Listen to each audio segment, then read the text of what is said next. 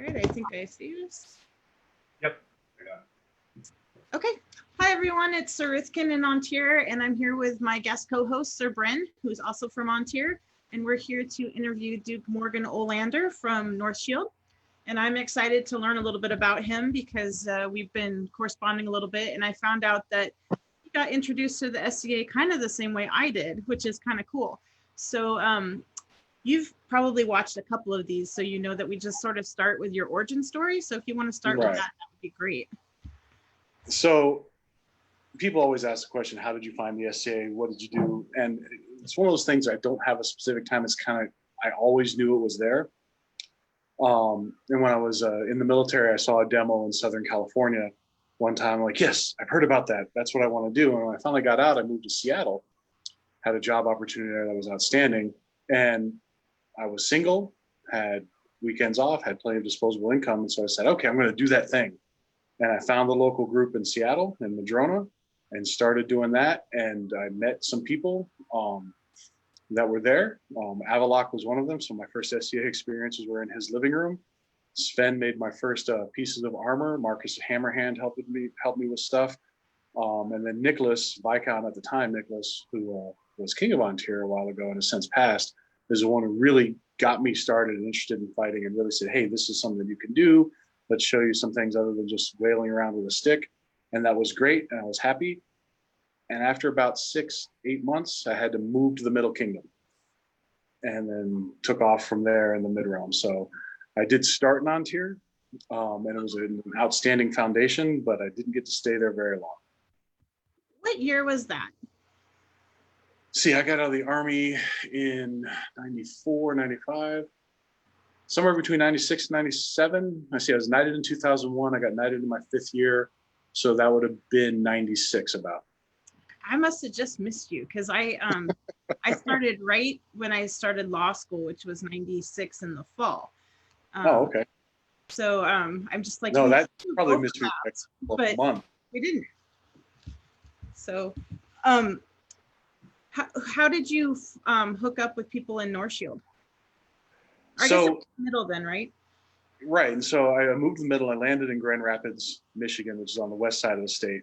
And there was a small local group there. And I found the local practice. And I went to the local practice and met some people there and went from there. And then, I met my knight a couple years later, had a bunch of opportunities there. But the household I was in and the people that I played with had a lot of people that played Northshield. But it was a principality at that time. And I was lucky because at that time I lived in West Michigan, which is right in the middle of the mid-realm, with both Eldamere on one side before it went kingdom and Northshield on the other. So from where I was at, if I went 4 hours in one direction, I could be in Northshield. Went 4 hours in the other direction, I could be in Eldamere. Went to the southeast, I could be in Oaken or Ohio. I could go through all of Indiana, all of Illinois. That was a really good place to be able to travel about the kingdom. And I was lucky, again, being single and disposable income and my weekends off. So I was really lucky as far as that. So I knew a lot of people in Northshield. So when I left the mid-realm, I actually went to Meridies and was there for a little while. And then I moved to Northshield. And so I'd already knew people that were there from the time when it was a principality. And so it's kind of like, it's like coming home in some ways. Did you squire to somebody? I was squire to Felix, the Duke Felix that you're interviewing.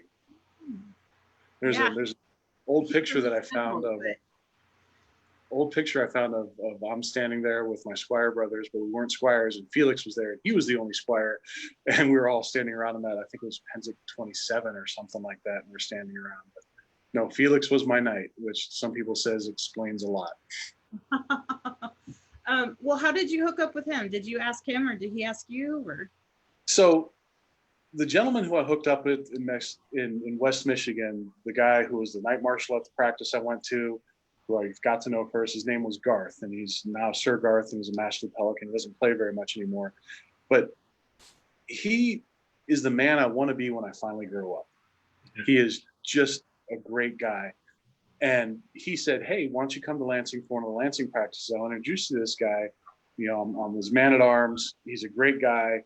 You should get to know him. And so he introduced me to Felix, and I trusted Garth, and he was right. And so I started working with Felix, and he introduced me to the rest of the household and stuff like that was at that time. And then he got knighted. And then he took Garth as a squire, and then a few months later he took me as a squire. And then I had no idea how I got knighted first, but I was his first squire to get knighted. Did So you? how long was that process? From my first time going to a fighter practice in armor and on tier to the day I got knighted was just a little over 5 years, start to finish. And do you find that 5-year period, and when you were offered your knighthood, did you feel like you were ready for it? Did you feel like 5 years was a good amount of time looking back on it now? So I'm going to tell you a funny little story about that. I had the opportunity to be Edmund and Caitrin's champion from the mid-realm. Duke Edmund, it's their third reign. And so I was his king's champion. And I'd gone to Candlemas, and I'd taken, third place in that, beat Duke Kuin out of Atlanta as an unbelt, had a great war down at Gulf War. I think I took second in the known world Rose tournament down there as a squire. I did all the stuff that I thought was great. I'm like, this is great. And so the night before the Tournament of Chivalry in Northshield, it's just south of my house, about an hour. And I'm sitting there in my living room and I'm polishing my helmet because it's TOC and I'm going to get to fight all the mid-realm knights. And I'm the King's champion, so I got to look good and make sure my tabard's all pressed and everything. All my stuff's actually clean and doesn't stink. And I'm literally sitting there polishing my helmet thinking, man, this has been a great reign. This has been outstanding. I've been to every event that King's been to. I only missed a couple. I got to see and meet people I never thought I'd get to see. Man, it's been a great reign. Maybe if I have a couple more fighting seasons like that, they'll put me on the watch list. Oh, wow. I really didn't think I was anywhere near close. And I got knighted that next morning. It was a drive-by. I got put on vigil in the morning and knighted that night. But you could have knocked me over with a feather. I thought I had years, a couple, 3 years of being at that level consistently before I'd even really get looked at. Looking back on it now, I didn't have a real clue to where I actually was. And who I was beating and what I was doing and where I was performing, because I just didn't. And a lot of nights when they talk about their path and they talk about they hit the wall, or they got to a point where it's like, I'm struggling, I'm doing everything, I'm winning. What else do I have to do? What else do I have to do? And then usually most of the stories end with they said, you know what? Screw it. I just love fighting. I'm going to keep doing that. And it's like a weight's lifted off their shoulders and they put wings on their feet and they get elevated quickly. Didn't go through with that. I didn't go through that. I never hit a wall where I thought, oh my God, I'm really as good as everybody else. Why am I not being noticed? Why I'm not? I'm having a ball, having a blast.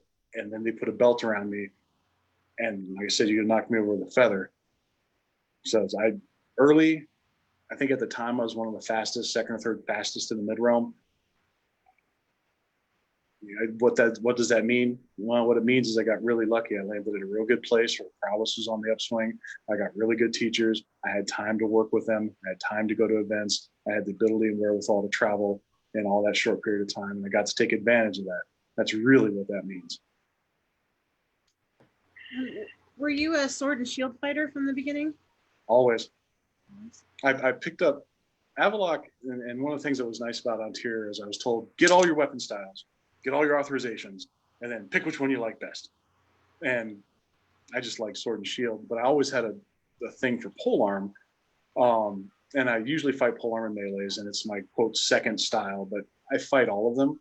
And I really think if you're going to be a good knight, you should be able to kill somebody with a sharpened wooden spoon. Maybe not even sharpened that well, but you should be at least knowledgeable of it, and it helps you fight against them. And I see behind you that you have center mounted shields. Have you always been a center mount guy? No, I actually was a strapped shield for a while and a strapped round. And Felix looked at me one day and said, why don't you just try this center boss thing? I thought he was insane. And a buddy of mine out of the mid-realm, Sir Logan, said, no, you know what? Look, here, we've got these center boss blanks. I'll buy it for you. I'm like, no, okay, fine. I'll buy it. And I put it together and I fought with it and I haven't looked back since. It really lends itself to my fighting style. It allows me to do things that were impossible to do with a strap shield. And it works with the way my mind approaches fighting and how I view it. So for me, it's spectacular. And then my fighting went straight up after that, I think. So when did you go to the round shield? Like you talked about that straight upward climb. Is that while you were a squire that happened? So yeah, that was a squire, and I probably went to a center boss, and I went to an oval. So this is actually the green one's actually my fighting shield. That's my fun buckler. I have a round shield that I fight with because there's a story behind it. And actually the bronze one that's behind me is my county. That's actually a scroll. You see the crenellations now that you say that. Yeah, and it's actually really, because it's bronze and brass and bronze alternating, and then it's all engraved with the runics all the way around and griffins and everything, but kind of have to see closest to the engravings. And yes, the crenellations, and then it's wood carved and everything on the back. And somebody asked me if I would fight with that, and I said, yeah, if I want to get shot by the people who made it, I'm sure I'll absolutely fight with it. It's probably bulletproof. How heavy is it? It's fairly heavy. I mean, it's the linden wood behind it. It's got the bronze facing. It's got the rawhide striping. It's a period done shield, iron handles, nailed in the whole 9 yards. But it's a beautiful scroll, and that's why it hangs, and the other ones just sit there. But I've always done with an oval until actually my first Estrella. Then I decided I needed to pick up a round because I flew down and I was staying with Duke Arthur, and I couldn't fly with my shield. I had everything else in my kit, so I needed to borrow a shield. And so he lent me a round shield, and I'm sitting there in the tournament and I'm fighting. And for an oval, I hold it angled. And so the straight slot shot that comes in, you just roll your wrist and hit that. Well, this night threw this beautiful, just absolutely gorgeous shot, just right straight down the slot, right at my nose. And so I blocked it. Except for I had a round shield. He blasted my head straight back, and I started laughing. And he got mad at me because I'm laughing. I'm like, oh no, the shot was great. I'm just a moron. So I added a round to my shield repertoire just to kind of break me of that habit somewhat. Funny. I've done that before when I try to get away from my heater and I use a center mount. I do a heater block and I get hit right in the arm. Absolutely. You have to laugh at yourself, right? Because it's muscle memory. You know, you might as well, because everybody else is too. So you might as well join in the fun. So, did you have a vigil then? If you were put on, I guess, vigil in the morning and then elevated in the afternoon? At the time, about roughly half the nights or half the piers in mid-run were made that way. And so I showed up at the event. I got ambushed by the crown and my knight, which it was an ambush that was extraordinarily well done. And then I got taken out to the vigil tent, which was set up for me. I had a whole suit of clothes out there waiting for me because I had no idea that this was coming. And I actually had helped with the vigil tent because a lady in our household, Mistress Hoviette, was being elevated to the laurel that day.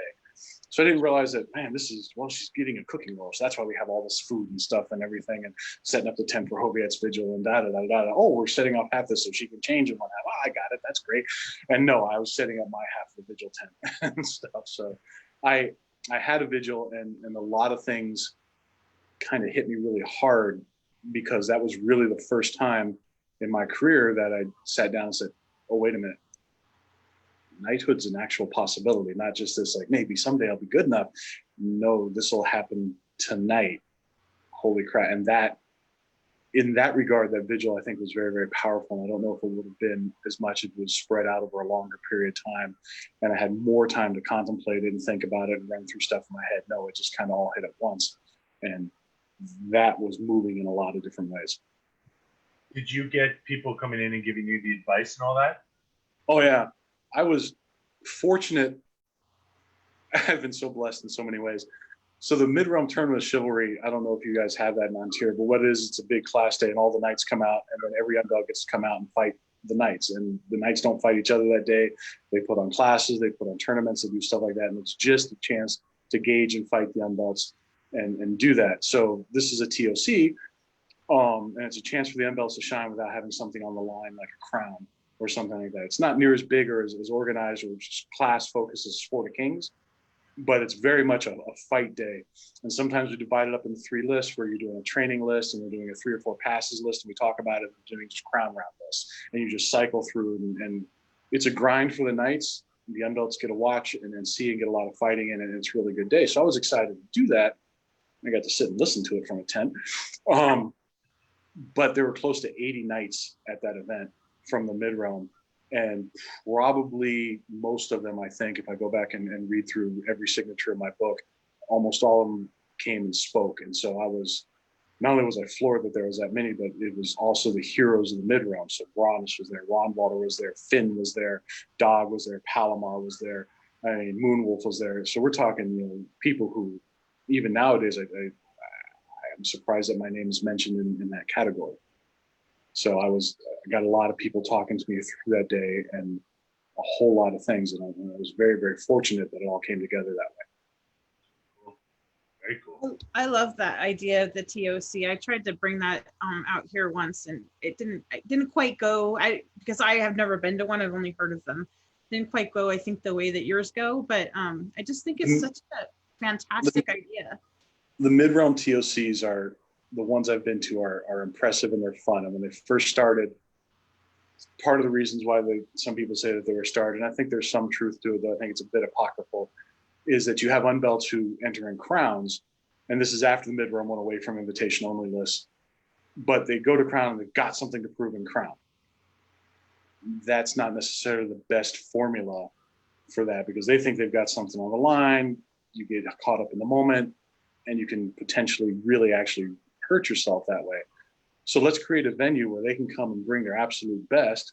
We're here to watch you bring your best, but there's nothing on the line where you're winning after a prize or fighting for your lady or your consort, but you do get to bring your best. And we're going to sit here and essentially judge it and do it. And it's been a great outlet for that kind of thing. And so I agree. I think it's a good thing. We do it in Northshield here a little bit differently. We added some things to it, taking some things away. But the concept of having a specific event to let the fighters come and essentially put us to the test and let us put them to the test without anything on the line other than how well do you do or not do is actually a good one. So after you got knighted, did you have sort of like a mind for, a mind fuck for better, not a good term, but where you're sort of like, well, what now? Or like, what's my what am I working for? Or not that way. Okay. And I've heard things where, and a knight friend of mine named Dirk got knighted the year that I got my first my own invitation to fight in the Best of the Best tournament when they used to hold those at Penzic. 2 years I'd come as a guest, and I earned my own slot, and so I could bring a guest. And Dirk had just got knighted, and he was going through that a little bit. Of, what is there now? I reached the top, blah, blah, blah. I said, no, why don't you come fight this tournament with me? And it worked for him because after he's like, I thought it was okay, but I don't know anything. I'm like, you're right, Dirk, we got a long way to go. For me, though, I didn't have the one where it's like, oh my God, what am I doing? Because I didn't think I was ready to get knighted. And I'm like, oh crap, I got to get really good really fast because I don't think I'm that good. I remember loading up my car and walking by a van, one of the older vans with the big windows on the side. And I'm wearing this gorgeous red tunic that was made for me. And I caught myself wearing a white belt, and I was startled. And it's like, I chasing that goal. But here it is, it happened. And to this day, I've been a knight in 2001. So next year will be my 20th year as a knight. To this day, sometimes I'm getting dressed and I'm checking myself in the mirror or something. I'm like, they actually gave me that damn belt, really? So I didn't ever have the what do I do next? But my philosophy on knighthood is kind of that. Everybody talks about being a knight is, well, it's the journey up the mountain, or it's either that, or it's a journey in the whole 9 yards. And everybody talks that way, and that's to some extent true. However, I think knighthood is when you actually get to take the step on the mountain. So your entire time before your knight is getting to the mountain or getting to the football game or whatever metaphor you're using. But when you're actually there, and the mountain is one I like best, though there are others. Once I actually took my first step on the mountain is when I got belted. How high up I go that mountain is up to me. Some knights will take that one step and stop. They're every inch a knight, but they've done that. Some people are stratospherically in the clouds still and climbing, and good on them. Your body and your ability will tell you where you're going to go up that. None of us, however, will ever reach the top. We're not Galahad. Even Lancelot himself didn't reach that top. But that's not what being a knight is. Galahad made it to the top. Good for him. He's the only one. He's the pure one. Christ only made it to the top too, then he hasn't come back yet. But whether or not we keep trying and striving up there, that's the measure of the knight. How far you get up that mountain. Every so often I turn around and look behind me, and in this metaphor, I'm terrified of heights because I can't believe I'm here. So if I turn around and look, okay, if I can see the mountain here and I keep climbing. I was raised in Colorado, so climbing mountains is easy. Looking behind me is kind of tough. But I'll never reach that top. That's okay. I kind of want to go back to when you got knighted, because a lot of people don't understand that, you know, being a squire at the top of your game is kind of a really cool place to be, because there's no expectations. When you do great, like it's like, woohoo, you did great. And you kind of just get to like be there. And then when you get the belt, there's all these expectations. And I don't know if they're all like outward, a lot of it's inward, right? Like you're putting your own expectations on you. How did you deal with that? How did I deal with that? Yeah. And interesting that you bring that up, because we've had a recent knight here in Northshield who is a fine knight. He's an absolutely my peer in every way, shape, and form. However, I advocated to not knight him just yet, because he wasn't a hot unbelt at the top of his game, and he was every inch a knight, but he's a young man. He's 24.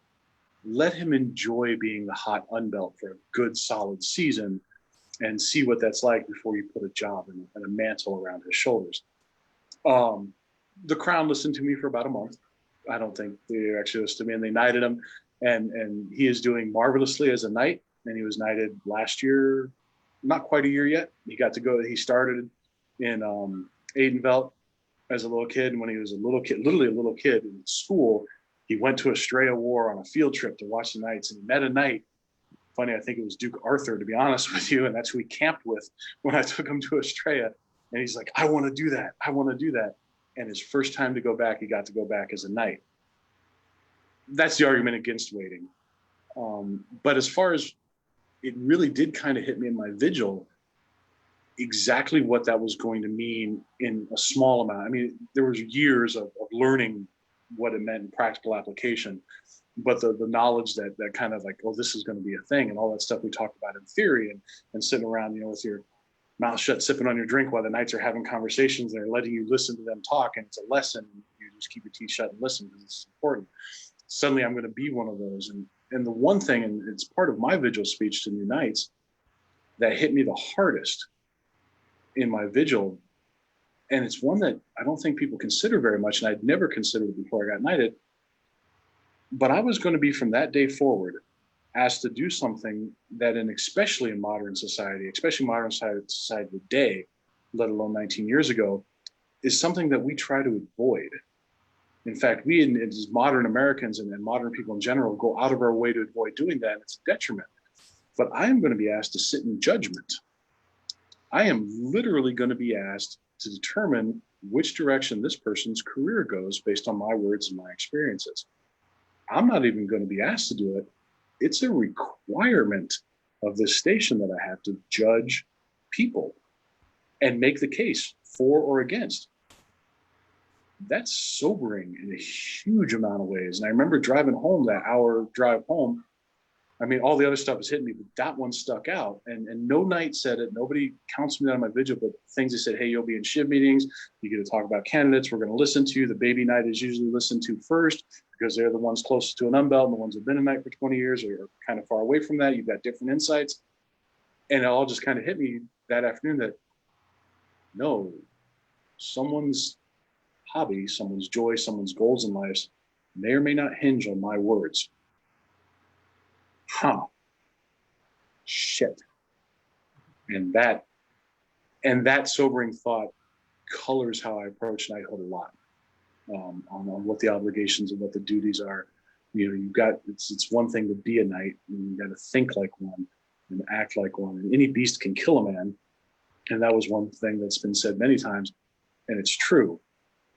But there's so very much more than being a beast. So that was my holy crap moment.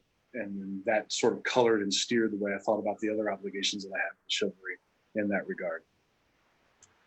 It also offers a pretty cool opportunity to mentor and help shape people, right? I mean, you can look at it as like that you're not judging, that you are helping people find the mountain, right? I don't know. I'm a optimist. No, and it has to be okay not to be a knight. It can't be okay not to be knightly. My squires, and I don't take very many squires, because I try to give as much individual training and as much individual one-on-one as I can. Not that I won't train anybody who asks, but squires get me first. That's really the only difference between a squire and everybody else who wants to learn how to fight. Is my squires get it first, and they've passed the 3 o'clock in the morning test. But it's interesting when you do that, because so many people get focused on, I want to be a knight, I want to be a knight, I want to be a knight, I want to be a knight. And not everyone can. Your body will fail. Your time will fail. You will have obligations to your family. You will have obligations to your work so you can live. You have obligations to many things that will draw you away from that. Your opportunity, you may be the best fighter in the world, and a crown may not decide to sign off on you. You may languish in obscurity in the furthest reaches of the corner of a kingdom and not get a chance to do as much stuff. If the goal is to be a knight, I'll go buy you a white belt right now and some 1970s fashion accessories, and I'll put them around the neck and fine. That's great. Call yourself a knight. Your goal should be to be knightly. That is where you succeed, and that'll carry you through the dark places. If when you're struggling against this, my squire asked one time, and he had, like we've talked about, he asked me, the one who I believe is closest, asked me, so what am I doing? I mean, I see these other guys get knighted. What am I doing wrong? And I'm like, all right, well, here's the deal. Do you want to come in at the bottom of the order or somewhere near the middle? And do you want to be a knight? Because we'll stop at this Walmart. Or do you want to be knightly? And he took a step back, and then he fought in his first crown and saw what that was. He's like, came to me afterwards, said, I have a lot to learn still. And I thought, you do, but you took about 3 larger steps than you think you did by coming to that conclusion. So you're right, that chance to let them know and try to encourage someone to be knightly, more knightly than be a knight. So what do you think the most important attributes are for being knightly? Are we going to do this as a virtue talk or just in general? Because I mean, just in general. We don't have to talk virtues the whole time. I just you do, unfortunately, and there are a lot of people who I think want to get away from this somewhat. You do have to be a world killer type fighter. Now, do you have to be at most of the people that you're interviewing, actually every single one of the people that you're interviewing, do you have to be at their level? No, you don't. But you have to be better, significantly better than the people who've been fighting for a while. You do have to be able to fight. Now, you can be the hottest stick on the known world, and you're not a knight. But you have to have that first one. Sir William of Fairhaven, Count William of Fairhaven now, great guy, snappy dresser, love to have a drink with him, can't fight his way out of the paper bag. Great guy. Love his outfits, his garb. Can't fight, he's not a knight.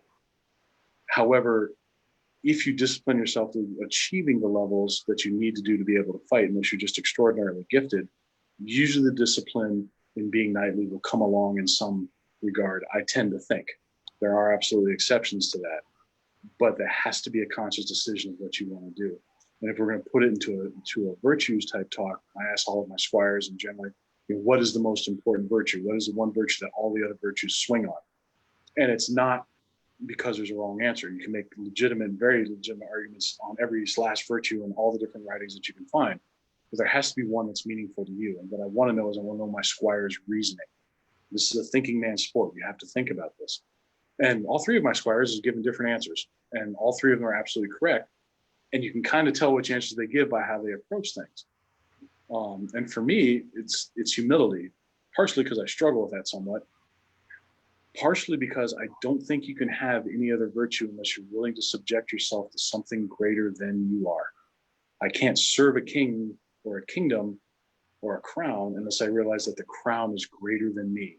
I can't accept defeat as a knight or strive at a time when it's hopeless if I don't accept that there's someone potentially better than I am. I can't go and try to better myself and do the right thing if I don't realize that I am imperfect and I have to strive. I mean, the day I accept it, well, no, then I become a terror and I shouldn't be, and I should hang my armor up and quit. But if I accept the fact that, no, I'm not perfect, I'm not where I need to be, I'm not the best that walks, then I can actually progress. The day I stop doing that, that's a dangerous thing.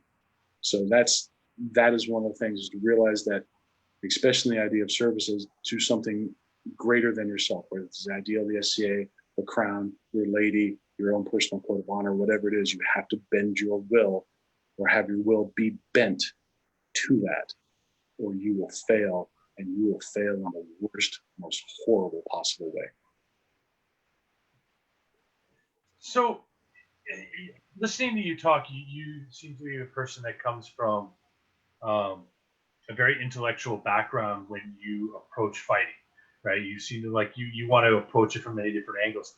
Can you talk about your training and how you approach fighting, like more the mental game of it? Like Sure. what did you look at when you're going to enter an Eric or something, or however you want to spin that, but the mental side. So we'll talk about some truisms and when I teach classes and stuff. It's a truism. If you look at from the floor, this is the level of physicality that you need to be a knight. Right. Fair number of us are here. And we're old, we're fat, we've been doing this for a while, we're broken, et cetera, et cetera. This is the level of physicality. This is slightly above, and I do mean slightly above, the ability to put on your armor and throw a good blow. Your actual physicality. Everybody talks about physicality, talk about cardio, they talk about this and all that. And those things are important. Don't get me wrong, they are. But after you can wear armor and fight and throw a good blow, the amount of physicality you need is very, very small. The amount of the mental game that you need is somewhere near the ceiling. And the amount of mental game that you need to be a world-class fighter somewhere near the clouds. Right. The mental game is so massively important. I have often called fighting chess at full speed because it is. I teach a class called Euclidean fighting. It's all about angles and break it down literally to geometry, range, angles, timing. My squire here in Northshield is stupidly athletic and blindingly fast, except for when we met him after 10 one-shots in the TOC where I was teaching class on just timing and that. He's like, oh my God, you're so much faster than I am. Oh no, no. But small children in the next county can tell where you're throwing the blow at because you telegraph and everything. If you don't come at this from the mental point of view and think about it as a thinking man's sport at full speed, you are literally flailing away. And all of us have seen those fighters who I'm going to throw 1,000 blows and I've done enough cardio so I can do that. And one of them will stick, hopefully. And they have no idea what they did. And the one thing that I think holds a lot of fighters back in that is they can tell you what they did. Oh, I threw this blow and he threw this and I blocked that and I did this. What they can't tell you is they can't tell you why. And most of my squires and a lot of fighters that I try to teach, you have to self-analyze that why. Because then you can determine whether it's a good thing or a one-off and how to better your fight. But if you don't know why you did what you did or what your trigger was or what you're keying off of or any of that, and you haven't self-examined it, you're just throwing blows. You're not really fighting. So do you do a lot of video work? Do you do a lot of... Absolutely not. Video is an interesting tool. And I've watched videos, I've watched myself fight, and I've watched other people fight. The problem that I have with video, and there's a lot of things that I'm probably going to say in this that are going to sound contrary to every other person that you've talked to. I'm that guy. I'm the one-off who is bizarre. Video doesn't look anything like it does from inside my helmet. It doesn't. I watch these things fight. I watch the blows. I watch the footwork. I see things open up, and it's wonderful. And I line up against that person, or I watch myself fight, and I'm like, wow, did I really look like that? But I remember the fight from inside my helmet. I know exactly what I did. And I watch this, and then I fight the person, or I fight the fight, and I throw my helmet on. Well, this isn't the same thing. None of the cues are the same. None of the visuals are the same. So while I can get some what I consider very broad-based generalities out of video, I don't get any specifics. I do, however, get from video one thing that I think is invaluable.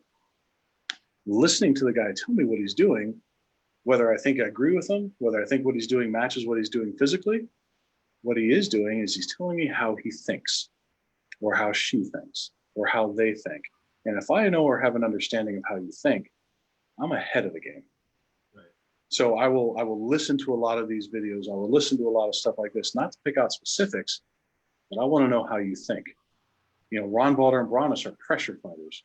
All they're doing is they're pushing pressure. Morgan, His Majesty Morgan Adenau's a power fighter. And it comes through in how he thinks. And he's a thinking man. He thinks about it, but he thinks about it differently. And so that gives me clues and insights to the man. Does he really give me a bunch of clues and insights in their fight? Maybe, maybe not. But I know how you think.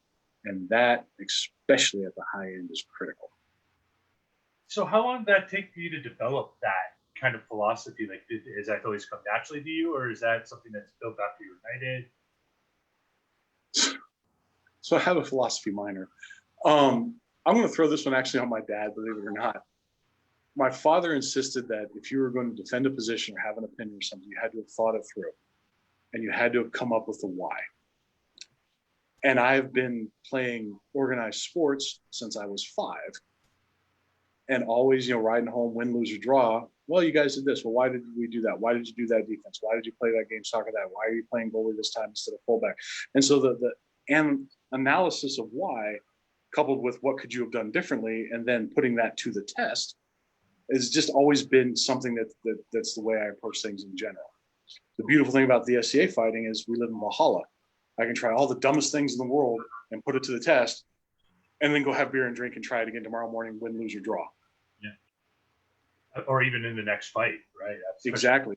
Yeah. And sometimes in the middle of the fight. Well, that was an epic fail. We're not going to do that one again. I'm glad I got out of that alive. But that's one of the key things that I look for in candidates who want to go down that road a little bit. If you can adjust your fight, somehow, some way, notice that there has to be a change in your fighting, then you are already on in my mind, on down a path that a lot of people don't go down, of being self-aware of your fighting. An example, I'm in a crown round against a gentleman, and he's fighting pole arm, we're fighting master weapon, so I'm fighting pole arm. And I don't suck as a pole. I'm not Duke Tom, but I train with him. So I've got a pole, and we're fighting 6-foot poles, and we're going at it, and I'm throwing the sink at him. I mean, everything. Pulling stuff out of my tail, doing weird things, thrust, bizarre angles, range game, the whole 9 yards. And he is calmly just, don't care, don't care, don't care. And we've done 4, 5, 6 passes, and that's an insane amount of passes for me to have to go through something. Either I've lost or it's over. And so I went, okay. And so we stepped back, we took the pole arm, and we changed grips. And now we're fighting greatsword, because it's a greatsword as far as I'm concerned. It's the same sort of thing. And then I one-shotted him, because he did wonderfully in stopping everything I could do that was a pole arm fight. Couldn't change his game to changing the realities of the fight. So no, I'm changing the rules. We're not fighting greatsword. Totally different style, totally different actions, totally different motions, totally different timing. And he looked at me and went, "What do you do?" Wham! I changed the rules. You didn't follow. But I gave him full props for being good enough to make me change. Right. So at some point, did you decide that you wanted to go for crown after you got knighted? I did. And it was always, it's one of those things like, I'm a knight now, I got to fight in crown. I had fought as an unbelt, but it became more real after I got knighted. And Garth, who I had spoken to, told me one time that I would win a crown when I fought for the right person. And I had made it to the final 3 in a mid-realm crown. I'd blown through stuff. I'd fought, I think, in 5 mid-realm crowns, with the exception of the first couple as an unbelt. Did very respectably, just couldn't put it over the edge. When I fought my first Northshield crown, with the exception of one blow I took to my leg, I went through the entire crown untouched. And the video of the finals is about 1 minute and 45 seconds long. And that's both rounds, full salutes and everything. I think there's less than 30 seconds of total fighting for both rounds. My second crown in Northshield fighting for the same lady was a similar result. Oh. So it was something I wanted to do. I would love to do it again. My lady has no desire to sit the throne again. The reasons why I want to do it, I have no other reason to do it, because I like high-end tournaments. I'm a tournament junkie. I love tournaments. They're my favorite thing since sliced bread. That's really the only reason why I want to fight in crown. I have no other desire to do anything. There's some people I think would serve this kingdom very, very well that I would like to see on the throne. I'd be more than happy to put them there if they wanted to, but we'll see. So is Northshield a primarily tournament kingdom or a war kingdom? Depends on who you talk to. Okay, what about for you? I was told you couldn't host a tournament in Northshield and get a lot of buy-in. Even crowns sometimes are small. I put that to lie on Conrad. His coronation, I had the largest single tournament held in Northshield that I hosted and designed, planned, all stuff like that. And a lot from that has borne some fruit. Got some people in Northshield realizing oh no, you can have fun in tournaments too. Prior to that time, the vast majority of the kingdom would tell you that they're melee. That happened a few years ago, and there's a move now that realizes that yes, tournaments can be very, very good and very, very fun if they're designed some way. If it's just a double elimination tournament while everyone's standing around waiting to fight, nobody wants to do that. But nobody wants to do that in melee either. So it depends on who you talk to. Some people will still tell you that Northshield's a melee kingdom. Some people will tell you that you're both. 3 people might tell you we're a tournament kingdom.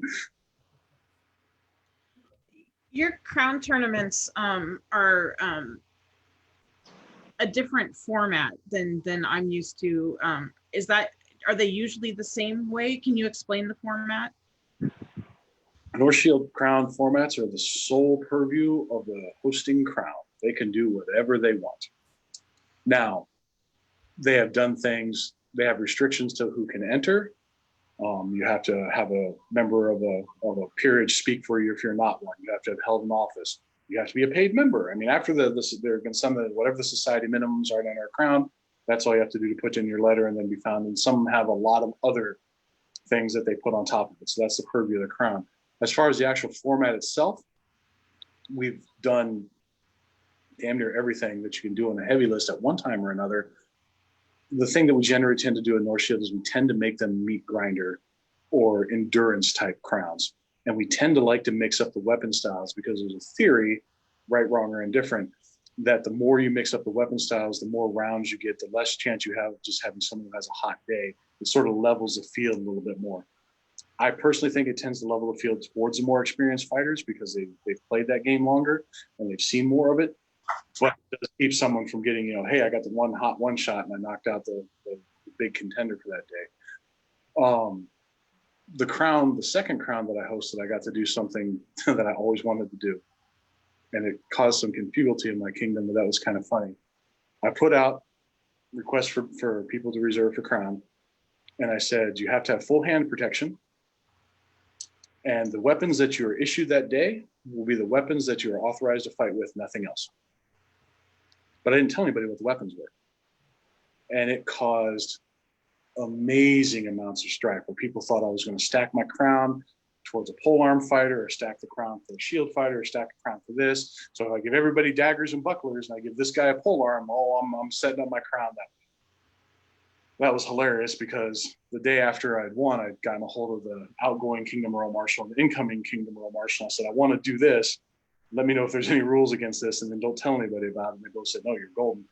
And then I called up the incoming one and said, I'm changing one thing on. He's like, are you doing it for everybody? I said, yep, and that's fine.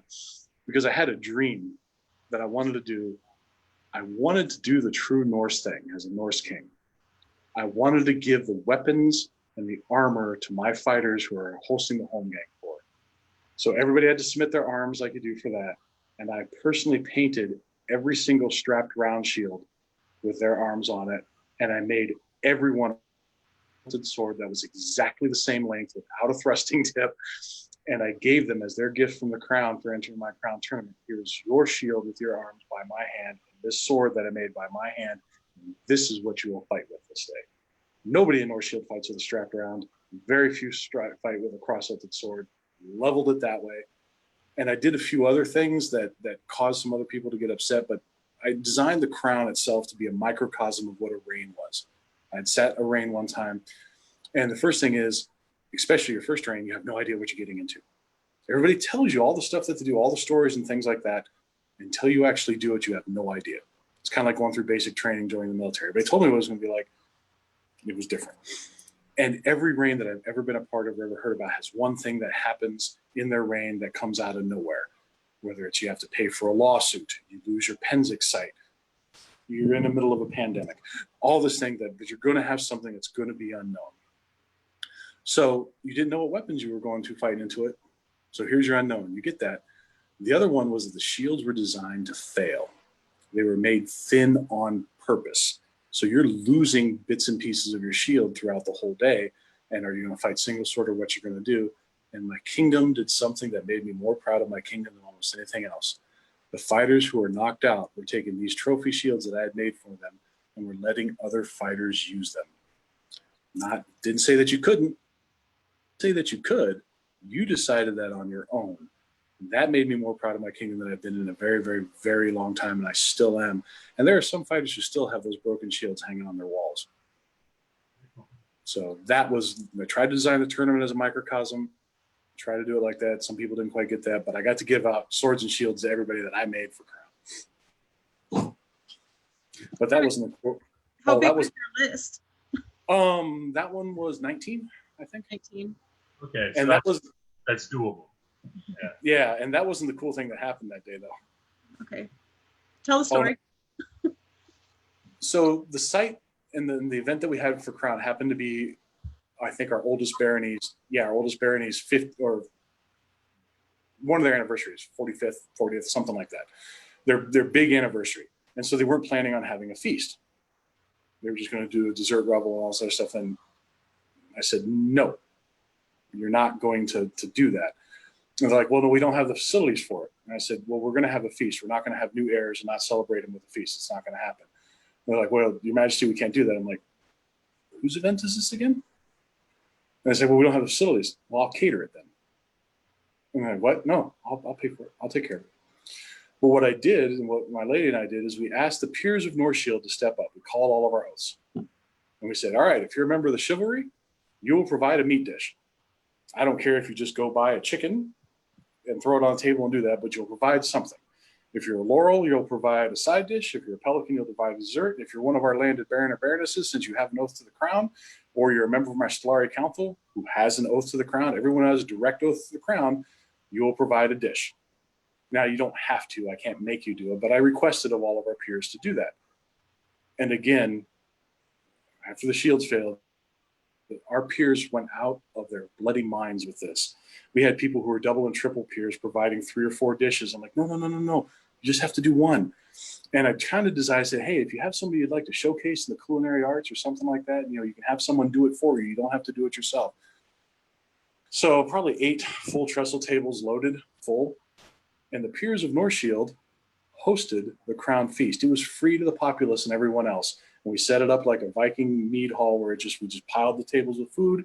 You came by, you got that, and we conducted court during feast, walking around the tables and pulling people up and answered. That was one of the coolest things. We turned the entire fighting hall, which it was all draped in black and gold curtains, floor to ceiling, so it looked like the inside of a thing.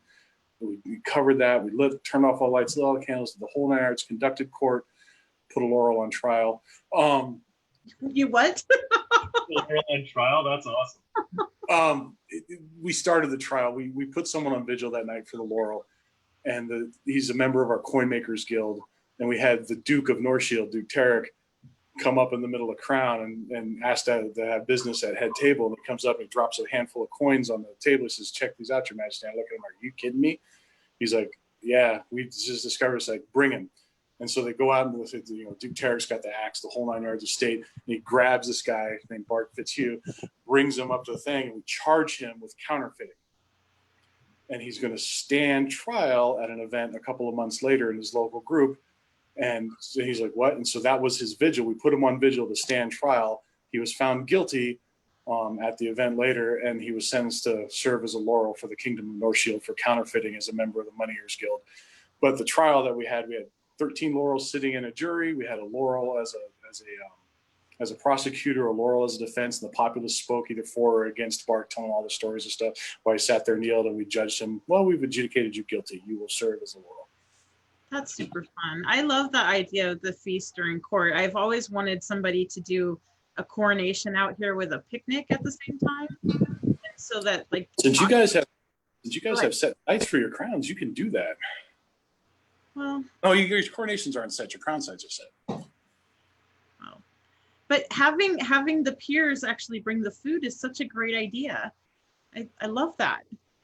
Well, we were kind of scrambling because I'm thinking, because I put my money where my mouth is. I'm like, shit, I'm gonna have to cater a feast.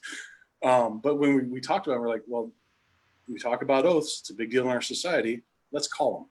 And we figured out how to do that. And the peers of Northshield stepped up in ways that were humbling. And it was massively, it's one of my favorite memories in the SCA, to be sitting there at head table and watching all these people laughing, having a grand old time. It's free. And watch them get up and walk and get some delicacy and come back and then just do all that. And oh, we have another award to give out. Let's go over here and do that. And it was a great time. As far as almost a perfect SCA day, that was pretty close. Was that your second reign? That was my second crown that I hosted, correct.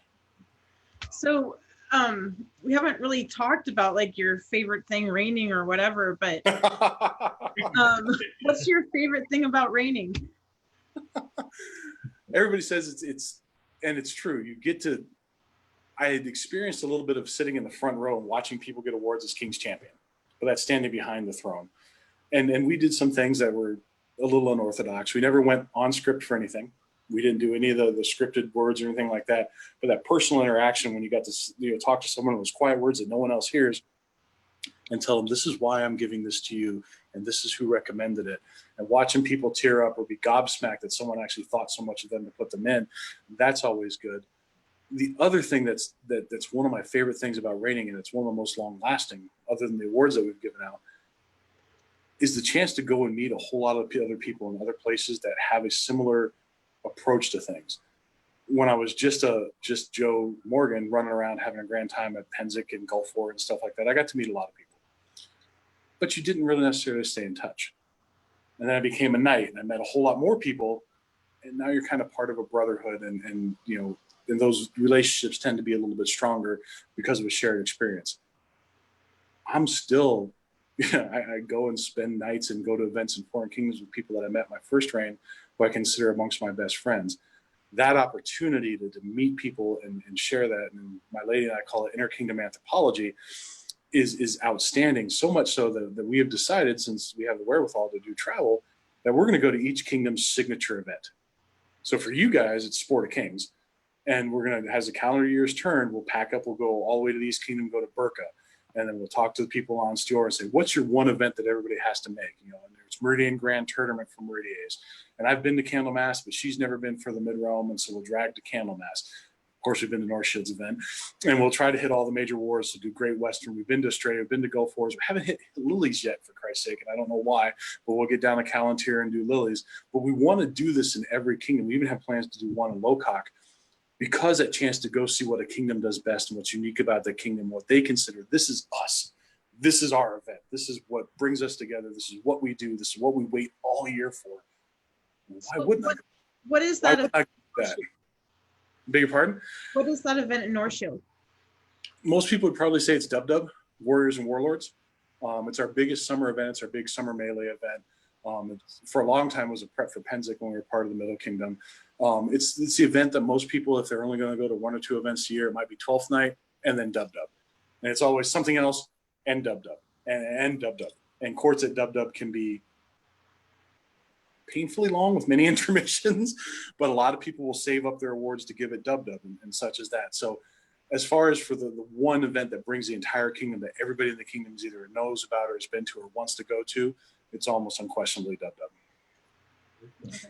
I see. I think that's an awesome idea. I've always thought about doing that too, like finding out the signature event and going and just, I don't know what Atlantea's is, but I thought it was maybe War of the Wings or Joust. I don't know. I could ask. But Sapphire might be Atlantea's. Yeah. But and Atlantea will, it depends on who you talk to, but there are a lot of, talk about pageantry. I got a chance to visit Atlantea a lot, and I have a whole lot of people I consider close in Atlantea. But some of the pageantry and the stuff that they do, it's just, wow. So you don't compete in Crown anymore because your lady doesn't want to sit thrones anymore. So correct. How do you fulfill that urge to fight at that high level? What is it now that drives you and makes you go to events and makes you compete? Like, where is that for you? Like, so there are people here in Northshield who I can fight with and absolutely give me runs for my money and hand me my head a fair number of times. The most, though, and then the most fun I generally have is when I travel and go to something like Estrella or Battlemore and do the 90, 100 some odd list people where it's, 12, 14, 18, 20 Dukes, because you've got Duke Sean in there and Craven's in there and all these other people in there. And here I am back number 12 in line.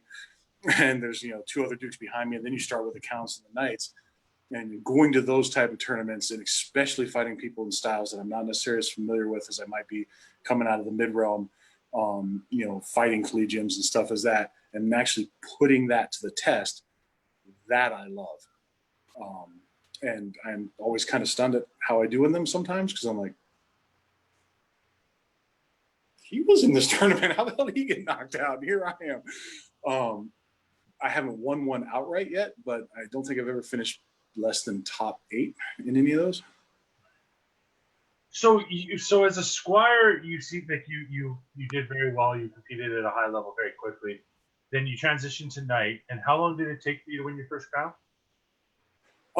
I fought 2 crowns in the mid realm after I got knighted. I came very, very close in one. Made it to the final 3. The way the list worked out, there were 3 left, and I lost to Tarek, who won. I fought in one other one and fought the building, which was a horrible day. It was indoors, and I threw a wrap that should have with the thing, and I threw it twice because it didn't hit, and I'd hit a column that was in the building because of my sword. I just blasted it, and that took me out of that, and then I lost another round for being stupid. So I was out of that one. And I didn't fight in another crown for 8 or 9 years. I didn't fight in any Meridians. And then I fought in one here in Northshield, and that was my first one I won. So there was almost 6, 7 years maybe between the last crown I fought in the mid realm, where I was the serious contender, and the first one I fought in Northshield. Okay.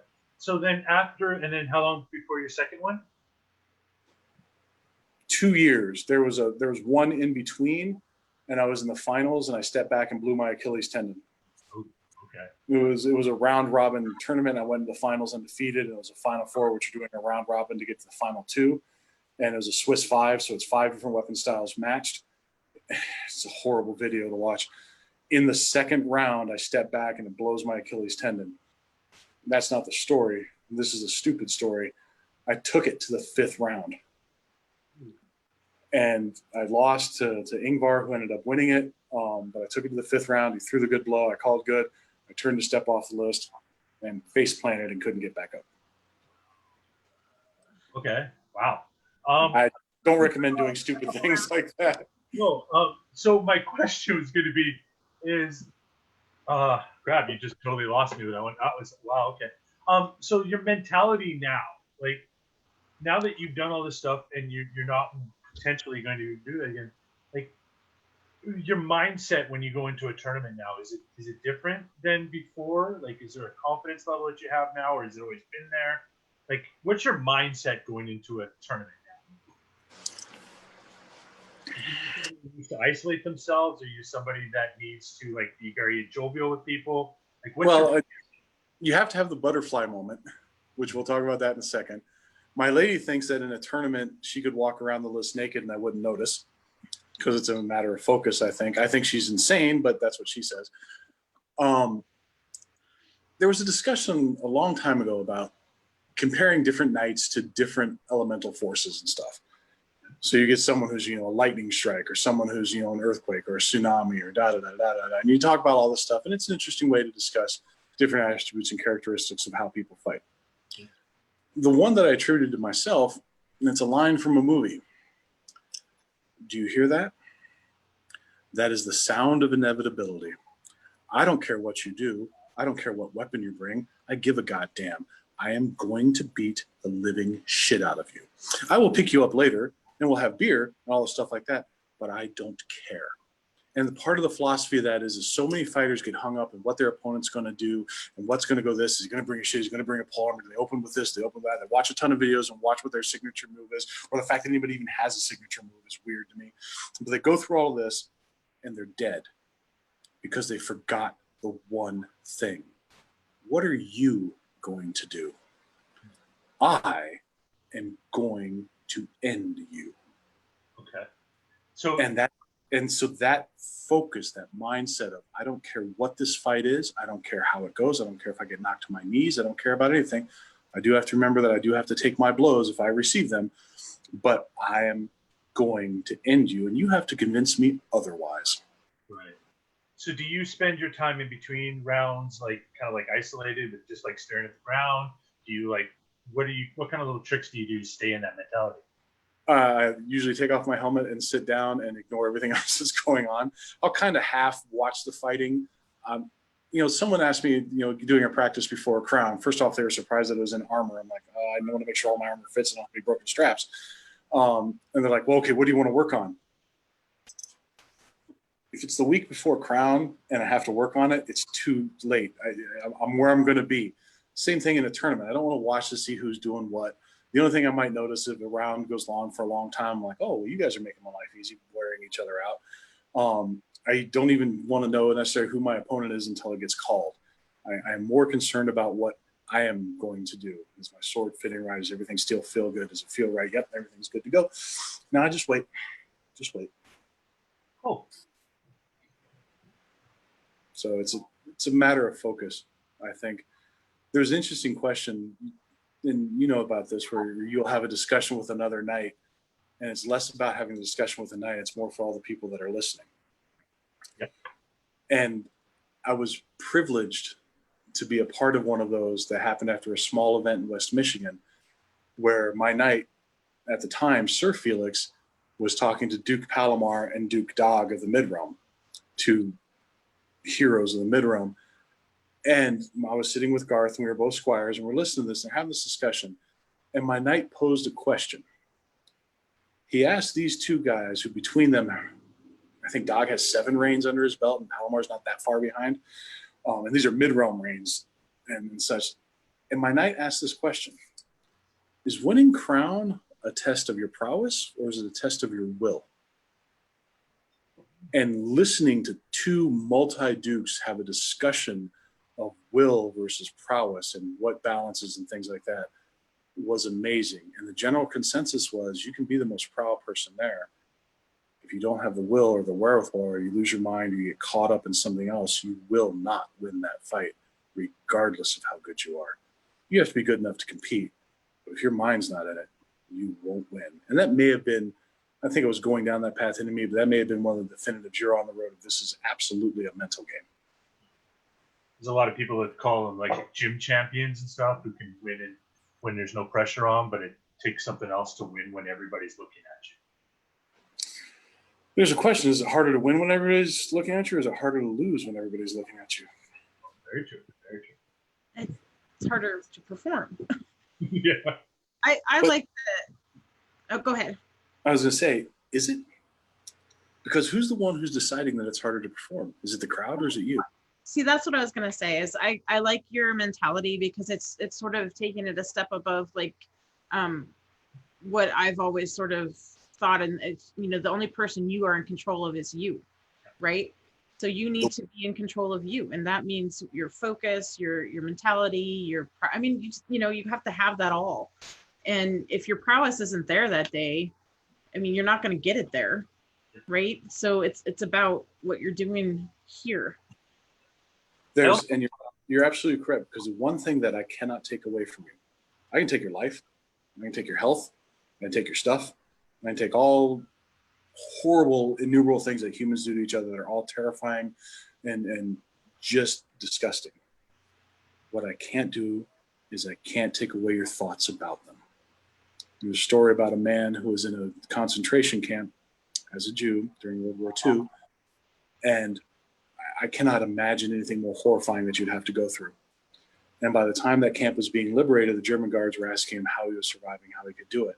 And he writes in a book, and we can talk about the book if you want to, but he says, the guards could take everything from me. They already took my family, they took my health, they took everything.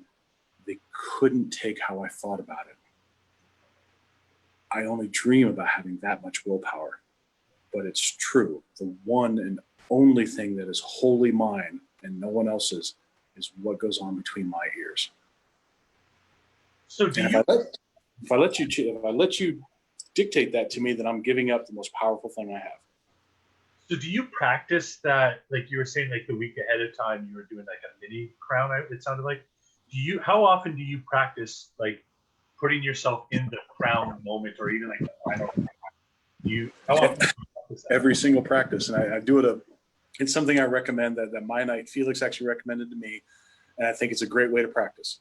So you go to practice, and you're going to work on things, and you're going to do stuff, and you're going to fight, and do stuff like that. And everybody goes to practice like that. Whatever you do at your practice, I don't care. But I tell my squires that what you have to do is you have to pick a time in practice. And I don't care when it is, at the beginning of practice, middle of practice, end of practice, whatever. And you have to shift gears into these fights are for real now. And you have to practice that, because like everything else, if you don't practice that mindset and practice getting into it, when it comes time to do it, you won't be able to do it. No, and you decide how long you stay there. Is it the next 3 fights? Is it, do I run this line? Is it until I lose or whatever? And you shift into, now this is for real. You die, she dies, everybody dies. And you fight that way to whatever your parameters are. And then you come back out of it and go back to practice mode. Maybe you drop into it again, usually not. And the key critical thing is you don't tell anyone that you're doing it. You make the decision yourself. You change the focus, no outside stimulus. There they are. You do your set parameters, and then you come out of it. Because when you really have to, like, oh, I'm going to fight. Shit, now this is really for real, because, oh my God, he's way better, faster, more devious than I thought he was. You've done it. It's not a surprise. You don't slip into practice mode and just fight like you're practicing. You've practiced changing your mindset to, oh no, this one's for real. I've also heard a lot of stories, like my knight, Duke Saverick, talks about it when at an event where him and another knight were fighting and something happens and they both got really distracted, but he was able to turn it back on and the other knight wasn't, and he was able to one-shot the guy because his focus was not there. So being able to turn that back on is a really important thing sometimes, because you can't control, you're saying, what happens else. It is absolutely vital. Like the crown where I hit the building, I got knocked off of my focus because I threw the shot. It was wide open. Oh, it must have landed. My brain went out and got lunch while I'm getting blasted in the face in the middle of the list, because I lost all of it. And I didn't progress much further. I had one more round in that crown before I got knocked out. And it's absolutely critical and vital. And that's what we talk about, the butterfly moment, which I mentioned. I was in a tournament in Meridies, and I'm fighting, and I'm having a grand old time, and I'm winning, and I'm winning ugly. My timing is off. Blows are off. I'm barely picking up blocks. I'm fighting newer fighters that I should be one-shotting. I'm having to work my ass off to get to them. And in my mind, I'm fighting ugly. Am I missing blows? I don't think so. But I'm just not hitting my stride. And so I'm mad at myself. I'm furious at myself. How are you doing this? What the hell is wrong with you? And I go walking off over there. And I'm sitting off on the side, way past the list and everything. It's between bouts, and it's because my mind's not in the right place. And I'm just berating myself, which is making it worse because I'm beating myself up. And so I'm sitting there, I'm looking down here, just cursing myself. And there's this stupid little butterfly, a little itty-bitty orange butterfly. I don't know where in Georgia these things come from, but he's flying around the ground. There's no flowers anywhere. I'm like, what the hell are you doing? And I'm watching this butterfly, and it's just going around, and he's like going in and out of holes in the ground and stuff like that. I'm like, what the hell is this? And it completely derailed me being mad at myself. I got more interested in what this butterfly in the middle of this field is doing, and it essentially reset everything in my mind. And then finally someone's running towards me, yelling my name. I'm like, what? Oh, I'm up. And it was like a fresh start. I walked in and went bang, and I think the next 4 rounds were 4 one-shots because I worked myself into a very bad place. And now it's the butterfly moment to get yourself out of it. So when I start going down that road of rating myself or getting distracted, it's like, oh no, butterflies, little itty bitty butterflies flying around the ground. What the hell are you doing? That's a good trick. Like, to be able to reset in the middle of something like that, it's huge. Like, I think that could be a real difference for a lot of people who wouldn't be able to otherwise. And everybody has a different one. And I've talked to that about my squire, and my squire here in Northshield, it's a music thing. He has to recite lyrics in his head, and that gets him to reset. I have a feeling Edward would do mathematical equations in his head the way he fights. But whatever takes you out of whatever mindset that's got you going down this destructive road and reset you, because your body knows what to do and your mind knows what it needs to do, but you're overriding what it wants to do because you're focused on something else. Well, you've got to empty it. And people talk about no mind or whatever. Sure, I don't care. Whatever your method is to reset to the point where you can now focus on the fight and be back in the fight. And you have to figure out what that is for you, because I don't think butterflies are going to work for everybody.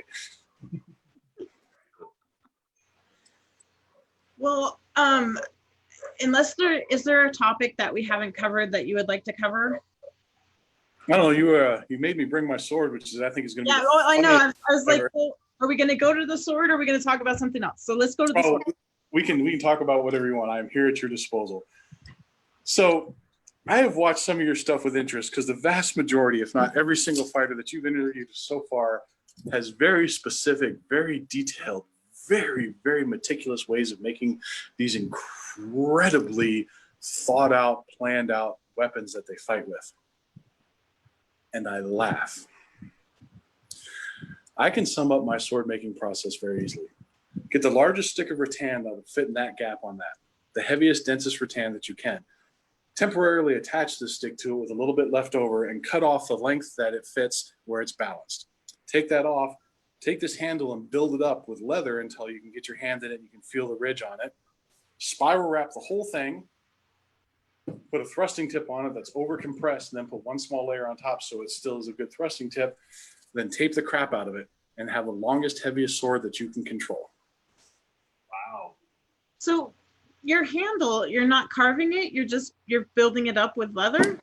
So, and I don't know if you can see it. So there's a ridge that's here on my handle. You probably can't, but there's 2 layers of leather here that give it that slightly oval shape that my fingers rest there. So I know exactly where my edge is every time. And now my hand actually fits on the handle. The advantage of this is when this sword dies, this gets moved to this end where it's all nice and squishy, gets rebuilt up, and all this brand new rattan that's under the handle can be used again because I go fairly quickly. They're also, I think they're the longest sword. I make the longest swords that I can control that are still balanced within this basket, which is heavy on purpose for that reason. And a lot of people say that, but again, thinking man sword, what do you mean by control? You know, longest sword you can control, because you have people do the thing where you drop it on the ground and doesn't scrape the tip and whatever. The longest sword you control is a sword that you can fight at 2 inches face to face inside each other's grills. The longest sword that you can fight effectively at that range is the longest sword you should take, because that's going to give you the most options that you have. And I don't know how much research you've done on me, but apparently I'm known for my range. Part of it is because this is right around 42 to 44 on average, depending on the density of the rattan. And that's only part of the story. And as you can see, and there's a funny story because Duke Morgan noticed this of King Morgan of Adenveld. First time I fought him, he thought, oh, he's a big, tall guy. He's a long range fighter. And so I lined up and he noticed that there's stick marks from being struck on my sword up here. There's also stick marks all the way down to here, right next to my hilt. Morgan, he says, crap, he knows how to use the inside of his sword. But that's only half the story. So I'm 6'5", right around 280, 300 pounds. Do you know what your inseam is? You make beautiful garb. Do you know what your inseam is? No. So my lady, who is average height, her inseam is 32. So is mine. Oh. So I have very, very low center of gravity. And so that changes a whole lot of things because I'm all torso, so I don't have to step for a whole lot of things and get bizarre angles. But that's not the full story either. I tend to fight sword leg forward. And at 6'5", normally from fingertip to fingertip, when you stretch your arms out, is your height within an inch or 2. From this fingertip to this fingertip, from edge to edge, is a little over 7 feet. So your angles are coming in from very. They're bizarre, and my elbows are double jointed, so I can do things that I should have blown my elbows out a long time ago. I was actually watching a video of you this morning to prepare for this, and I was noticing that like some of your angles, especially your leg shots, are really cool. Like you're sweeping, you kind of like sweep across a lot. Right, and so there's a shot that comes down and rolls over. It's a short wrap, and it looks like so many different things. And almost everybody, even center boss or heels, will kick the shield out because that's the block to catch it beforehand. And it rolls right along that back edge, and it's just about an inch or 2 above the knee, and it hammers hard. And it's stupidly effective, especially if I'm going back and you're stepping after me. It's an automatic drop shot. I love that shot. It's one of my favorites too. I do, so I love that shot. That's a long sword. I mean, that by anyone's standards, that's very long. So that's interesting. Yeah. We've done some completely non-scientific looking at it, but if you have a 6-foot polearm, I outrange you. Wow. Pretty much everyone who fights, unless you're about 7 feet or more tall, I outrange you with a sword, and you have a polearm. Wow. I can duel with a 12-foot spear with a 7.5-foot polearm. Wow. Okay. How heavy is your sword? As heavy as I can make it. I go for the densest rattan, not so much because I want a heavy sword. I don't care. But because I burn through rattan very, very quickly. It tends to break down a lot when I fight, and I don't know if it's because my blow selection or how I throw blows, or because you guys keep blocking, which is annoying, so you can stop that anytime. So a lot of people want a very light and active sword, and that has its advantages. You can be very quick and you can do things with it. When we first in the SCA tried the Sideflex, I thought it was the greatest thing since sliced bread, especially the cord Sideflex, because now maybe my swords won't break down so much. Because I go through a stick of rattan every other month, and I only get 2 swords out of a rattan. So I'm buying as much rattan as I can. I cut it in half, I put the basket hilt on, trim it, and I get 2 swords. Most people get 3, I get 2. And I have a ton of daggers. So I'm thinking, great, this is a great way to protect my sword. But it was too light and too lively. The sword had too much action in my hand, and so I start the sword moving and I fly it, but the sword's momentum is what's going to carry it through, and then I'm going to bleed that energy off the rebound or something like that. So a heavy sword, and in the way I fight with timing and such, I don't need to have that fast right here, right now. Either it's going to get there when I want it to get there, or it's going to get blocked, and then I'm going to go from there. Now, does my sword move quickly? Probably. Am I a fast fighter? I don't think so. Do I have good timing? I would like to think I have good timing. What do you like about that basket hilt? Because most people would think that basket hilt's obsolete, right? Like it's heavy and it's, bar stock. And this basket hilt was made by Sven. It was the first one he ever made, believe it or not. So one of the things I like about it is, so the way that it's scalloped, so the tangs are here and here, and it goes up. So this, and I remember the gentleman from Ontario, and I can't remember his name, was talking about the one who doesn't have the finger, how he's got his basket hilt down there and stuff like that. So the way I throw blows, I'm hitting my own wall, it allows my wrist to roll with the sword. So a lot of times if you have basket hilts that are level with the sword blade, your wrist gets caught on the end. And that's why I think a lot of people think these are obsolete, because a lot of them have the round part of the basket hilt in line with your actual hilt. That doesn't allow you to move your wrist, and it limits your blows severely, I think. This one isn't. It's scalloped down. And then it gives an amazing amount of protection. But the big part about it is, first of all, I can fit my finger gauntlets in here, which is kind of nice. Second of all, my thumb is buried in that. It is deep, deep, deep in that hilt, and it protects all the way up to my wrist because of the way it's scalloped. And I have all the room to fit my hand with my half gauntlets in here and other stuff like that. It's heavy because I like it to be balanced. So it weighs the heavier rattan, allows me to use that long, large rattan. And it works for me. And while it's been re-welded a dozen times or something like that, it was the very first basket hilt I ever had. And I have others, but this is really my basket hilt. So it's been with me since literally the very beginning. I was going to say, it looks like vintage, like the year I started, the year we started. That was the first basket hilt I made. I made the first sword I fought with that. That was my sword. And while, like I said, I have others, that's my preferred baby. Cool. You told me that it was going to be different. That's super different. It's very interesting. Everybody has their thing, and well, you know Duke Arthur of Aidenvelt, right? Mm-hmm. Have him tell the story of me constructing the sword in his garage when I came down for an Aidenvelt, because he was horrified as I'm building the sword in his garage. You can't ever use that thing, and apparently it's still in his garage as some kind of shrine because it's the basket hilted polearm of Aidenvelt or whatever. Funny. All right, I will. All right, were we ready for the final 10? All right, let's do it. If you could fight anyone in the world, who would it be? My very first heroic championship that I lost as a heroic champion was to Jade, and I would like to gun him again. That was the very first time I actually got to cross swords with him one-on-one. And my favorite fight in the SCA of all is being a heroic champion. And at that time, I was like 7-0. And usually I'm the spoiler. I'm the weird one that gets thrown out because, oh, you got some guy who's Dukes are badass. And we'll throw Morgan out there because he's weird and then you'll get a cheap kill. Surprisingly, that works more often than I think you'd think it would. But this time, I got thrown out first. And the East Kingdom didn't answer with an Easterner, didn't answer with an Atlantean. They answered with Jade. I was touched. We both ended up on our knees, and I did not get the offhand over before I had to go pick my helmet up by the end of the hill somewhere because I had clean off, and I would like a rematch. He's pretty phenomenal. Yeah. Yeah. Okay, who would you like to see reign in your kingdom? In my kingdom, I think Her Excellency Bridget, or her husband, His Excellency Caradoc. They are old school vintage Northshield. They were around before Northshield was even a principality. They were Baron and Baroness of the second largest and second oldest barony in this kingdom, long before I was even, I think I was alive, but not by much. They're outstanding peers and outstanding people.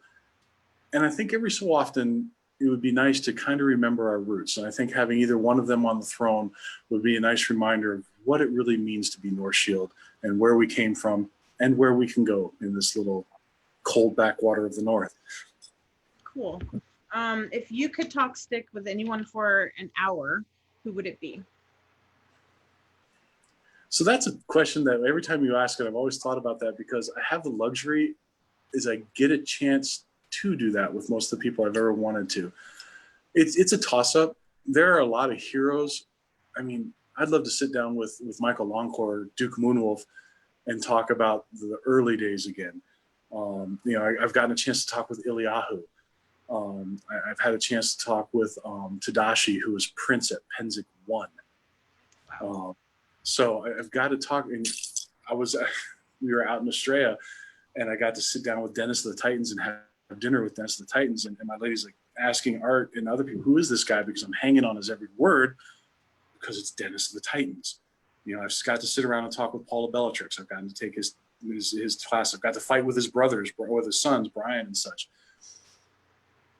But I think what I'd like to do, honestly, is I'd like to find that mid-range unbelt out of the middle of nowhere who has no idea who I am, not even wear my belt or anything, and sit down and just honestly listen to a mid-range fighter on what he thinks about fighting and keep my stupid mouth shut. Because give me a chance to learn something from someone who's coming up in a different system, in a different place, and who hasn't set everything they know about fighting in stone and hasn't found out what works for them, and just listen to how they analyze it and see if I can learn anything about how maybe a mid-level fighter, which honestly I probably haven't been for a while, to see how they think and kind of reset my own thinking a little bit instead of being, oh, well, Morgan, listen to this mid-level fighter and see what that is. Interesting. That would be a really interesting exercise. What's your favorite medieval-esque or period movie? Lion in Winter for the dialogue. Knight's Tale because it's not really a movie and it makes my colon clench every time I watch it, but I still keep watching it. The Princess Bride because I read the book before I ever saw the movie. Those would probably be my top three go-tos. And Lion in Winter is one of our Christmas movies that we watch around Christmas time. That, and honestly, Hogfather, that's kind of medieval-esque. If you could add a rule to the rules of the list, what would it be? Thou shalt not be a jerk. Yeah, that's a good one. That's actually a life rule. If more people follow the thou shalt not be a jerk rule and actually followed it, life would be a lot easier. What's your favorite tournament format? Anyone I can fight in. I honestly I like best 2 out of 3 double elimination straight trees. You don't get the chance of one-shotting somebody and knocking them out quick. You don't get the chance of being one-shotted. It's bring your best. We're going to put it on the line. We're going to be definitive about it because it's 2 out of 3. You do have to actually know how to plan your fight and fight for a long time, but that's a test. And to me, that's a true test. If you get through a big gun best 2 out of 3 tournament, going through a long list, even if you have to do a round robin to get to it, get to the final 32 and then best 2 out of 3 double limb from there, and it takes all day. Those are the ones that are tests. I look for fights in tournaments and things. I look for the test, and that's the one I like. That, and you said tournament. My favorite fight is a heroic champions fight. It's you and me right here, right now. One of us will walk out of here victorious. The other one will, in front of God and everyone. We will settle it now. What's your favorite event? That has changed over a lot of years because I've gone to a lot of different events. always my favorite event, and in a lot of ways to do a generic cop-out answer is the first time I've ever been to an event is always the favorite event, first time I go to it. But right now, the events that I most look forward to, and I look forward to events, especially now since we don't get to go to them, but I look forward to Estrella and Battlemore the most. Battlemore because I was raised in Colorado and I get to go home to the mountains and I get to meet a lot of people that I really like and fight in the mountains. And Estrella because I haven't got a chance to go to all the other kingdoms' big gun tournaments. And with the exception of Candlemas, Estrella's got the biggest gun tournament that I can think of. Thursday at Estrella is the best. It's the Uh-huh. best. If you could have any helmet, regardless of cost, what kind would it be? The one that's currently being made right now by Aesir Armory. I had the luxury of working out a deal with his Grace Arthur to do the. He made an offhand comment about my current helmet, which would be the helmet I would say that I would want. It's an Allen Baldtree Barbuet that I love, and I've been only the second helmet I ever purchased, and the one I still fight in. But he made an offhand comment that that's not really period for you. Thanks, Art. So I took it to heart, and then I designed an achingly period kind of FU helmet type thing, and he will do the decorations for it. We can describe it if you want, but I kind of wanted it to be a little bit of a surprise.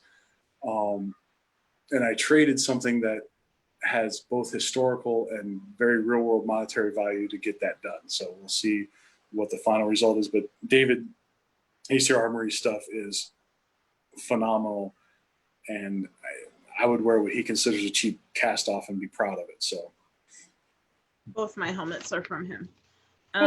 Does make good stuff. Yeah. It's Saturday morning at Estrella, and several people want to talk to you about last night. What did you do? I babbled way too long until about an hour and a half ago. And why are you waking me up? Did you really say that? Did you mean what you said? Yeah, I probably did. What exactly did I say again? All right. Who's your favorite fight ever? Oh, man. We have to narrow it down to one. No, you can give a couple.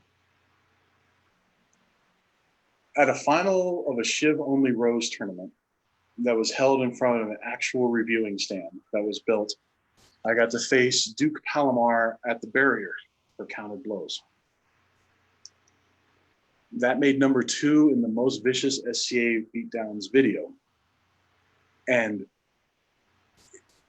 by the end of to tell the story, you really need to hear it from a bunch of different points of views, because the ladies of the Rose were counting the blows for each individual fighter.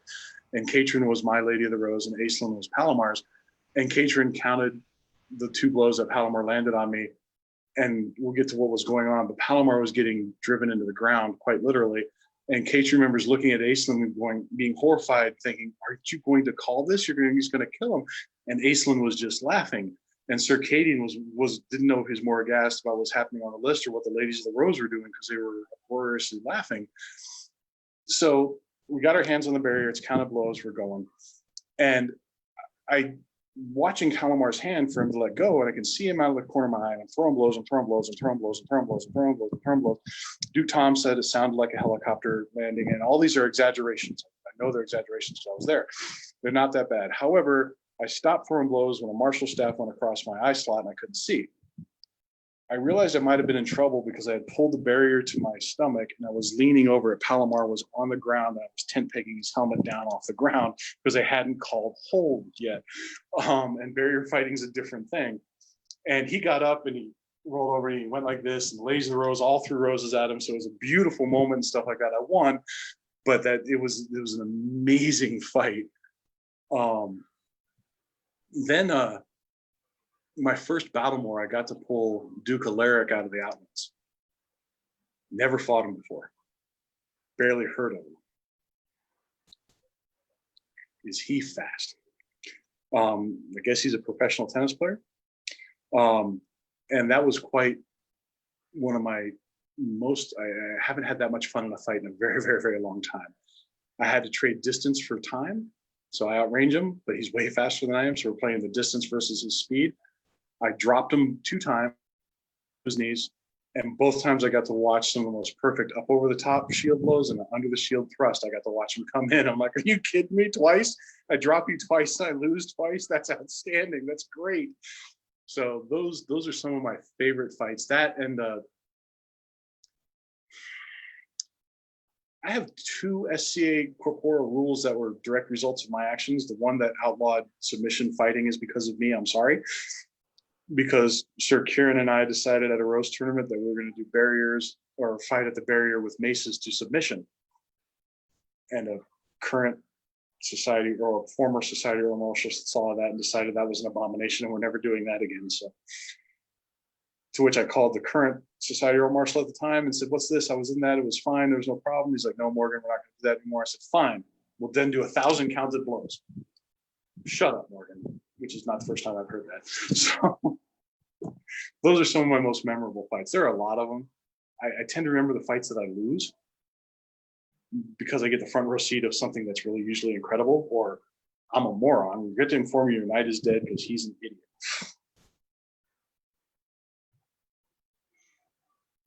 You went mute. I can't hear you. Can you hear I me? did go mute because somebody drove by with their car thumping. I'm sorry about that. Who is the cleanest fighter in your kingdom? In this kingdom? Yeah. Absolute cleanest fighter?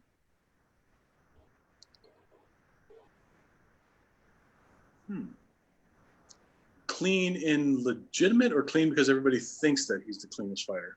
In your opinion, who do you think is I'm legitimate? going to say someone that in my kingdom, most of the people would look at me and think I'm crazy. But there is a fighter who is determined that he's going to call blows this way. And he has never, ever wavered from that, even though I question how he calls his blows. I think he tends to take them when they're really not good. And I will even have fought this fighter and said, that didn't really land. He's like, nope, I'm going to take it. And that's Sir Edwin. He is absolutely consistent in how he calls his blows, regardless of what they are or how they are. And in that regard, there's no surprises. It doesn't change. I know that, yes, Edwin, I skipped it off your helmet. Yes, I think it's a complete whiff. And yes, you're going to take it. That's interesting. He must have his own victory conditions. So he plays the game the way that he plays, and he's true to it. And it's consistent. And, if a fighter throws hard and takes hard, and it's consistent, I can work with that. The fighter who changes their calibration or changes what they throw and changes what they take based on who they're fighting, I don't have a whole lot of truck with that. Right. And if we're going to talk the cleanest, you're absolutely consistent across the board. I don't even have to look at it. I know what Edwin's going to call. And I don't necessarily disagree with his calls as far as, yep, that fits within your parameters of what's good, but it never wavers off of that. There's never a question of it. So in that regard, as far as clean, I'm going to give it to him. Excellent. Well, thank you so much for talking to us tonight. It's been very interesting. I'm going to be thinking about that sword for a while, wrapping my head around it. And honestly, hopefully someday you'll actually get to try to hold it. Well, that would be awesome. I'd love to cross swords with you, because if you get down to Estrella, that's one that we tend to make. All right, definitely. And I want you to put up your list of all of the signature events out of these different kingdoms, or maybe we can solicit in the known world fighter practice group, what people think their signature events are, so we can make a list. You know what we could do? That's actually a brilliant idea, because you get the people who hunt, do the top 10 big game animals in North America, the top 10 African. So we got 19 kingdoms. So you got your top 19. How far are you on the 19 list? Have you been to these? And we can update them. So that's actually a brilliant idea. You are outstanding. That's amazing. Okay, we'll get on that. All right. Thanks everyone for joining us. Thursday, I'm going to be talking to Duke Albrecht from Avacol, and Sir Elwyn from Artemisia is going to co-host, and that should be interesting. Albrecht's really a funny dude. And I just really appreciate your time. Thank you so much. Pleasure and honor. All right. Bye-bye. Bye-bye.